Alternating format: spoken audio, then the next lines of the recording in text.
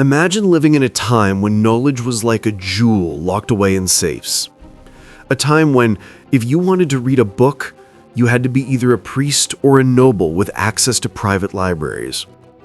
A place where truth wasn't something to understand, but something to receive from the mouths of those who held power.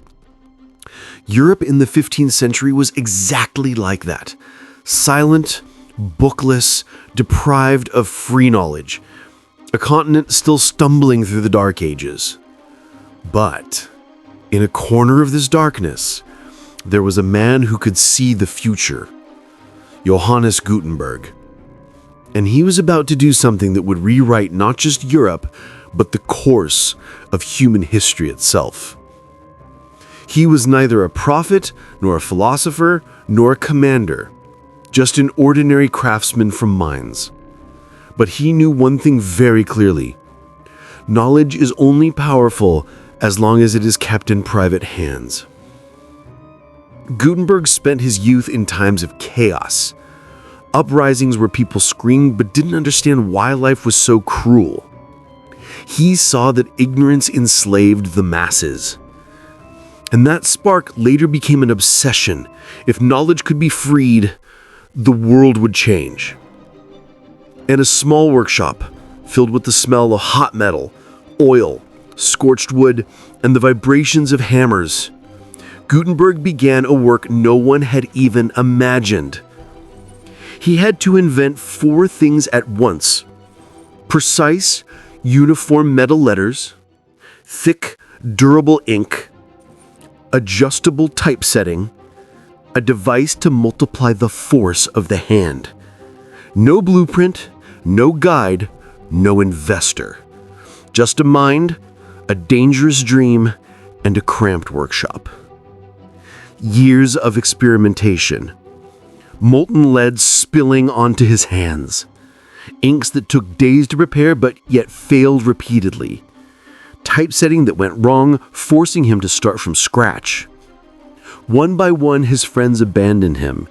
His financier threatened him. In the end, he sold almost everything he owned. But he did not give up. He knew that if he failed, it wouldn't just be him who lost. The world would remain exactly as it was. If you're enjoying this so far, don't forget to hit that like button and subscribe to the channel. It really helps me keep making content like this. 1455. On a cold night, the first complete copy of the 42-line Bible emerged from his press. That page was more than just a page. It was the sound of 1,000 years of silence breaking. The metal letters were perfectly pressed onto paper, neat, precise, uniform, something no human had ever seen before. When the book reached the city, people touched it in disbelief. This wasn't handwritten, it was something different, something dangerous.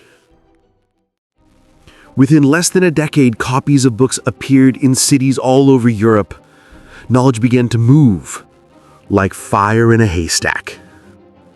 Literacy rose, new ideas spread. The church trembled. Religious reform ignited. The Renaissance accelerated. Science, philosophy, and literature exploded. Power, for the first time in human history, was no longer a monopoly. But Gutenberg died in solitude. He could never have imagined that his invention would shake the future to this extent. Yet the world had changed. Everything had changed. Understanding Gutenberg's story means understanding that every time knowledge is freed, the world is never the same for years to come. Sometimes, a single person in a small, anonymous room does something that splits history in two. This was the work of Johannes Gutenberg.